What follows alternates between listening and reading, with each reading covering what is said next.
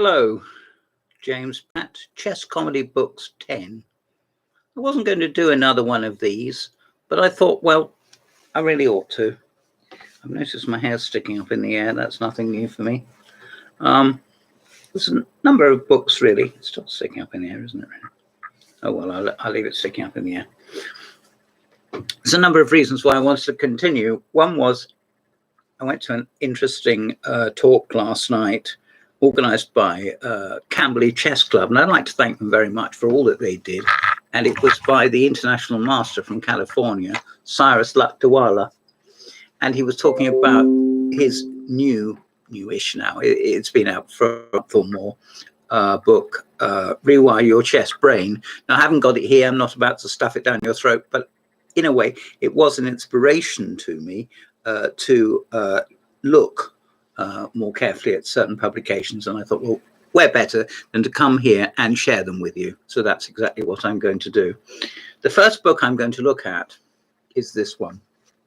This has probably one of the most amusing covers of any book, certainly about something as seriously serious as chess, as I've ever seen. It is written by a friend of mine, Pete Tamburo. And I'll just read a few words from the back cover. Building on the tremendous success of openings for amateurs in 2014, Pete Tamburo offers a new collection of practical tips to help club level and young chess players to play the openings on their own terms, centering the discussion around 69 selected model games.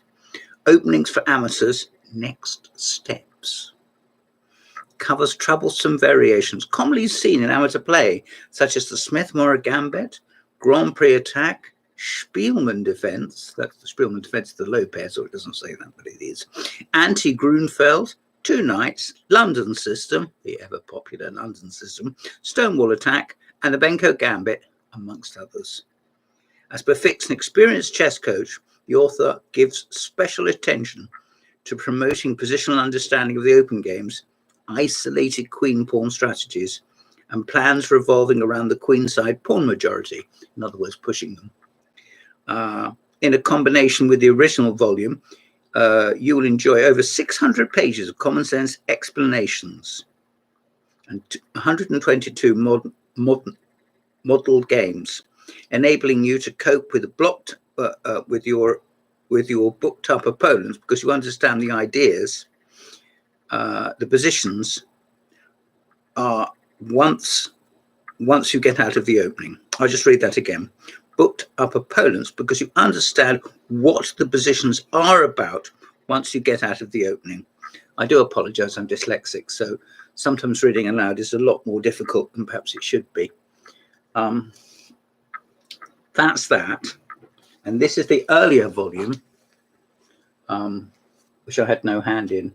And I think I prefer, if only perhaps because it's a bit more basic, and I'm not going to be Karpov if I wake up tomorrow morning and stretch and yawn and think, oh, I've just realized I'm an old-style Soviet grandmaster.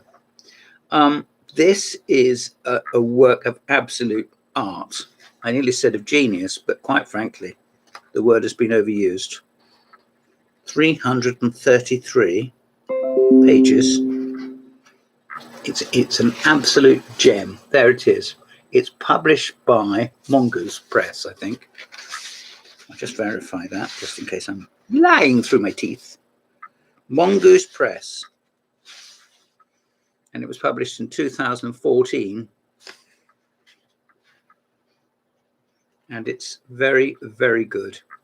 I can't think of one volume on the openings, which I think, particularly for older players who have want to not necessarily just have a fresh look at some of the old positions, which perhaps they didn't quite get the hang of, or newer positions, which they've sort of always intended to have a go at, but haven't yet, quite frankly, made the grade. So there we are. There it is. And the more advanced book, which is based on articles which Pete put in British Chess Magazine, some of which when I was editor, some of which he's continued when I've stepped down as editor. This is more technical in content, but it's still very good. And one of the reasons that this would get the thumbs up from me is it has a very practical but also friendly approach. And also it contains games from all eras, not just the recent ones. So there we are. And there we are. And I'll put all the details down below. And I hope you will share and subscribe to my site. So there's those two. Here's an older book again. This is interesting. The author has passed away. I don't know how long ago, 4 or 5 years perhaps. He was very much, I was going to say, a man of the people. He wasn't obsessed by chess, but he enjoyed playing. He came from the Virgin Islands, I think. What does it say here? Bill Hook ended up in hospital for 15 months with tuberculosis. Upon his release, the novice headed directly for New York's legendary chess club, Fisher's. I must point out that is not Bobby Fischer's, on 42nd Street. He spent most of the next 25 years in the Flea House. With a keen eye for detail, Bill Hook portrays lesser gods and famous champions, including a young Bobby Fischer, whom he beat in their first 4 Blitz encounters. I didn't know that.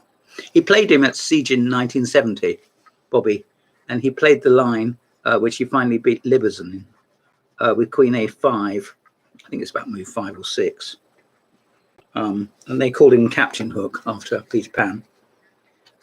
There's some really lovely pictures here of any amount of top players. They're all in colour, and Bill took them all. He's a very keen photographer. He's also a very keen traveller. And I should think he is also, though we've never met, a very companionable guy. Can't say that about many people. There's Gatakamsky with his father, a very overbearing parent, if ever there was one. But for all of that, he has that right, I suppose. Some of the little Polgar girls, and they were little girls, there we are, with Peter Leaker at the bottom. Joel Benjamin.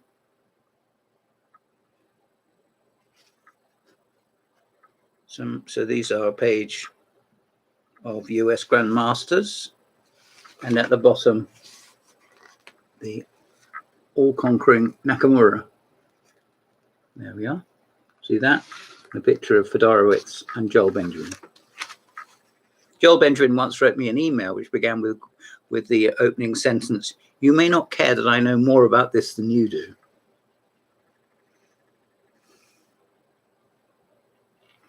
Here we have some relaxed faces of older warriors. Dishvili and Boris Galko, who is a friend of Pete Tamburo's. They push pawns together on occasion. There you go. There's a much missed person. Do you know who this is? Well, I'll give you a clue. It's Tony Miles. Well, there's a great deal more to this book than just photographs. Here we are in the team event, the World Team Championships, which is from the US Virgin Islands. He sneaks in on top board, even though Bill was originally Finnish. Not generally known, but I think he was. And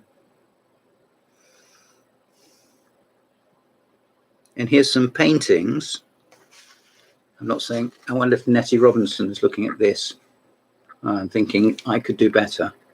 I think she could perhaps do something more popular, but whether in fact she could do better than that, I don't know. Almost looks like it's by Picasso. Now, from some wonderful players to some gods. See that bald man there? See this bald man here? These are 2 gods. Meking of Brazil and Mikhail Tal, the late Mikhail Tal of Latvia.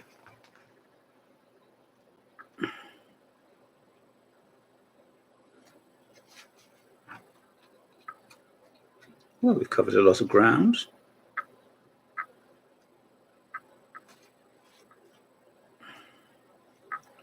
More and more photographs, some of these fairly small.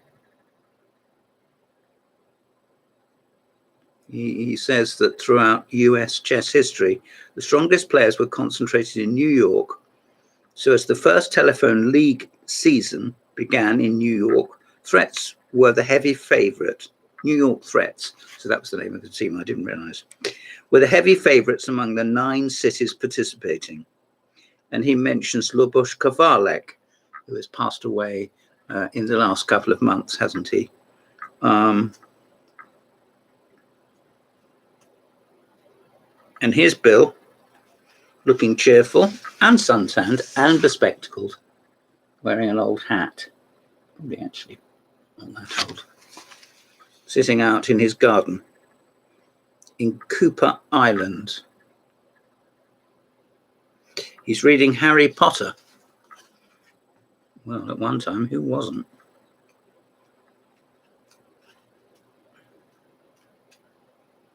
The text is fairly small, which some people might not like, but it's all legible. There we are, look. And it's a paperback book. I paid $14.50, didn't get this for review. I bought it, but your usual supplier could get it for you. Chess and Bridge or Chess Direct in Mexborough. The next one, it was a present to me on the retirement from chess. She also retired from her business, actually. A friend of mine, Susan Fraser, gave me this. It's one of a series which was set up by Max Erver, who was world champion in the 1930s for a spell, and Walter Meiden, who was rather, I think, a Dutch academic. In fact, both gentlemen were Dutch. And he goes over games played around the mid-1970s. And he explains them. I suspect what happened was that Max wrote the book and then, Walter Meiden wrote the book, and then Max Erver looked it over, and being Erver, were probably with a fine tooth comb, and they summarize, let me show you, various positional themes they're going to go on to discuss. So there's about 7 or 8 bullet points, bang, bang, bang, bang. And then they go over the game in English descriptive notation and in quite some detail. Every move is provided with a bit of a gloss. It might be something just mentioning a couple of lines or explaining something which is fairly obvious, but after a while, the complexity of the position will obviously build. For example, there's 1, 2, 3, 4 alternative moves discussed. There, look, see the diagram, and then underneath the possibilities I'll run through. I think that's quite nice. Well, you don't have to play through the alternatives. I mean, you could use 2 sets, or you could start again, or you could just ignore it, or you could come back to it at some future point, perhaps put a little tick in the margin and say, well, I didn't look at that last time, but now I'm going to have a good look. Most of the games are probably Grandmaster ones. Just casting my eye down the page, I can't see anybody mentioned so far that isn't a Grandmaster. Oh, yes, the first game. Oh, there's 2 others. Just 2 out of 25 games discussed, which contain players, I'm sure they're of international caliber, who aren't Grandmasters. But nevertheless, the book is gilt-edged, it's very thorough, and there it is. It's a shame that it's not widely available these days. It's published by George Allen and Unwin. That's that. I shall do one more and then we'll call it a day. Now, I haven't prepared anything, so what have we got here? Oh, yes. This was sent to me from the US, my friend. It's not a very exciting cover, is it? Last Lectures. There we are. And it says, The Chess Legacy of Jose Raul Capablanca. In other words, he was to die in 1942 or something like that, I think. And this is a collection of talks that he gave at the end of his life. Well, it might have been the end of his life, but it's not the end of his fame, thanks to books like this and people like us who still revere his name. He goes over various positions. There, for example, is one. You may even recognize it. There, see? Quite nice old-fashioned diagrams. I think this is from one of Laska's games.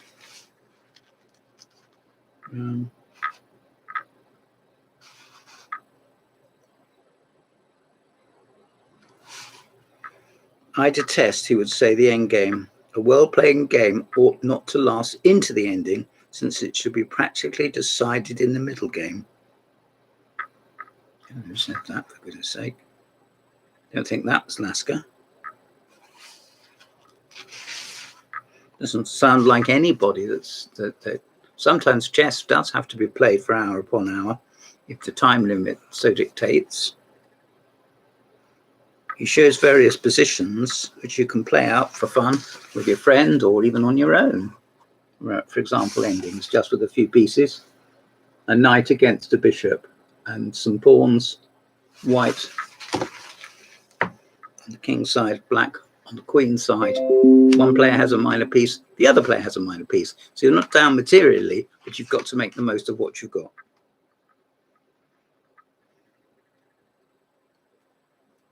He also talks about pawns, the value of the pieces, and, well, there's a straightforward ending. One player has a pawn, the other has two pawns, and there's a king each. There we are. I think you can probably see that quite easily.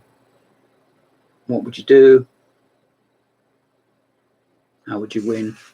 Indeed, there is a win. The pawns are on the same side of the board, on the king's side. Draw up a game plan.